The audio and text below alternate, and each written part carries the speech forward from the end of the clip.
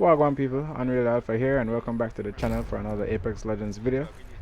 Today I'll be sharing the best settings I use on console to dominate lobbies in Season 5. These are settings I use both in ranked and pubs. Thank you for joining and let's get right into the video.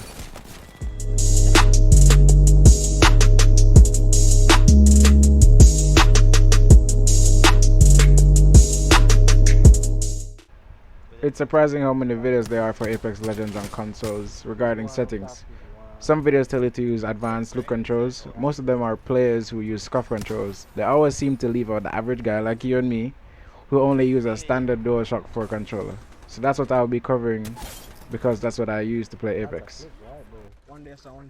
So I'll be talking about the reasons why I use the settings I do and give you options to use the settings which are more comfortable to you, especially regarding sensitivity. If you're new to the channel, subscribe for more daily Apex Legends content and tips to make you even a better player.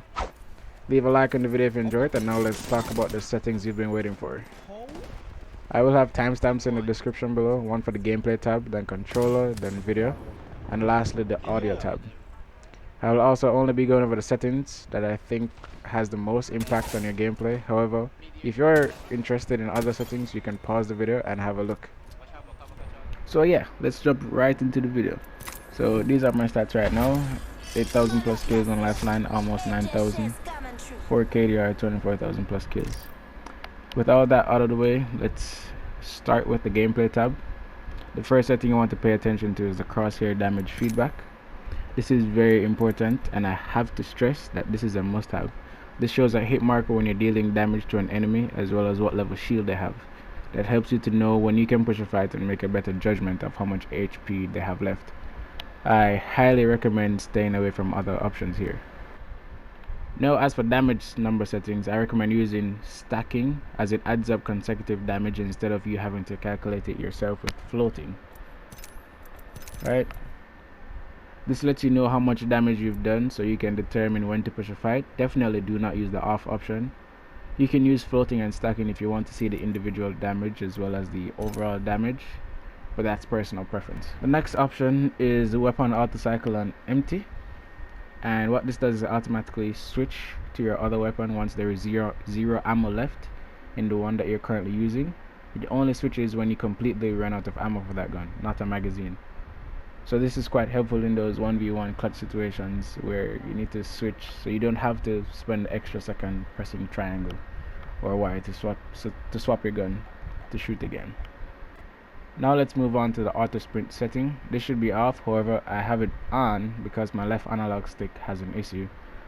So my L3 doesn't work properly. However, if your controller is working properly, I definitely recommend turning off this setting so you don't go around making unnecessary noise for enemies to hear, especially in high ranked play where movement and sound is important. Moving on, incoming damage feedback. You can have this on 3D. I don't recommend 2D, or you can use both 2D and 3D. That's what I use. On to taking damage closest death box menu setting. This I have off because I don't want to take, let's say, 1 damage and not be able to get the shield swap. So getting that shield swap can allow you to win a clutch 1v1, so definitely have this off. However, bear in mind that you'll have to manually exit the death box menu. So listen for footsteps while you're looting, be quick about your looting, and keep an eye on your health. All of the other settings here aren't really that necessary. You can use colorblind if you want. I don't play with subtitles. The streamer mode doesn't work properly, so you don't have to pay attention to that. Now let's move on to the controller tab, the most important part of the video. The first setting I want to cover is button layout. Mine is set to customize because I don't have a scuff, as I said earlier. My custom settings allow me to play as if I have a scuff, being able to crouch spam, wall jump, and slide jump. I play with L1 to aim, R1 to shoot, R3 to crouch, and circle to melee. This allows me to still be able to aim and move while sliding and crouching the entire time. Also, I use default stick layout. I don't really know anyone that uses any other kind of stick layout, honestly. Next thing I want to cover is the crouch button. Again, since I don't have a scope, I find it easy to crouch spam with the setting on toggle while being able to shoot and aim properly. Definitely though, this is personal preference. You can use hold if you feel better that way. And aim button definitely should be on hold in my opinion. You don't want to be toggling your aim. That's more like PC gameplay. Moving on to L2 R2 button dead zones, also known as trigger dead zones. If you use a default controller layout, meaning if you use L2 and R2 to aim and shoot, then I definitely recommend using none or default for this setting. I use L2 and R2 for the tactical and pinging, so mine is on default. The higher the setting is, the longer it will take for your trigger to react to the input. Now let's move on to the next important thing, which is the menu cursor speed. I have this about 1/4 of the way up. I have this here because it gives me a balance of speed and control to quickly loot or to swap a shield mid-fight. This is all about finding what's perfect for you here. So the higher the setting is, the faster your menu will move while you're looting. Basically while you're scrolling around the menus, the higher I turn this up, the faster it will move, as you can see. So yeah, I have this about here. Now let's jump into the sensitivity, and let me just say from now, no, I do not use advanced look controls. Those are off for me. Some people may find it easier to use because they have more control over their aim. However, they suffer in mid-range gunfights. I use 4 for my look sensitivity and 3 for my ADS sensitivity. This is my personal preference.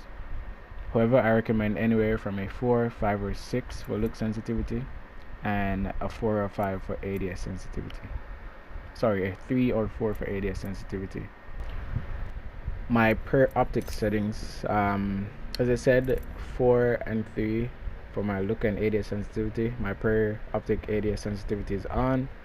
I use a 3 for my 1 and 2 times optics, a 4 for my 3 and 4 times optics, and anything higher than that I use 5. Next up is response curve. I use classic because it helps me to track enemies better while aiming. However, I also recommend using steady for better hipfire accuracy if you like to hipfire your weapons. I use a small look dead zone because I have a slight stick drift on my right stick. And a large movement dead zone because you want to be able to line up those long range sniper shots and you don't want to be making any slight movements on your character. I have inverted look off, and I also play with vibration off as well. It feels natural to play with it off, and having vibration on can be the reason why you're losing 1v1 fights, because the vibration can actually throw off your aim. As I said, I don't use advanced look controls, so those are off for me. Next up is the video tab. Brightness, however, is definitely personal preference. I have mine a bit above halfway because some parts of the map get really dark on King's Canyon and players like to hide in those dark spots, especially in ranked, so I turned it up a bit easier to spot them. Ranked is no longer on King's Canyon, however, and World's Edge is a bit brighter than King's Canyon, so you can turn this down a bit. And when you're in the storm and the storm is reflecting against the snow on World's Edge, it can be really blinding, so you might want to turn this down a bit. Probably just turn down mine as well. My field of view is turned all the way max at 110. However, this is personal preference. I recommend playing on a 90 to 100 field of view and setting your sprint view shake to minimal so your screen isn't bobbing up and down while you're running around the map. And last but not least, the audio tab. The main thing here is the music volume. You want to turn this down or all the way off so you can hear enemies landing near to you, especially in ranked. Sometimes the music will be too loud to hear initial footsteps when dropping in, so turning this down or all the way off can definitely help. I have mine set to 20% right now. I just keep it a bit on so I can hear the music packs when landing in. So turning it down can definitely help you in the initial gunfights when you're landing in.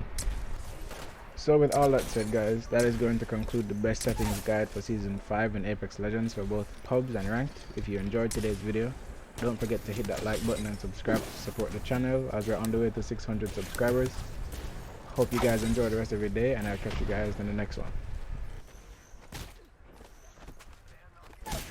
I was punching her. She's weak. Nice. I was punching her.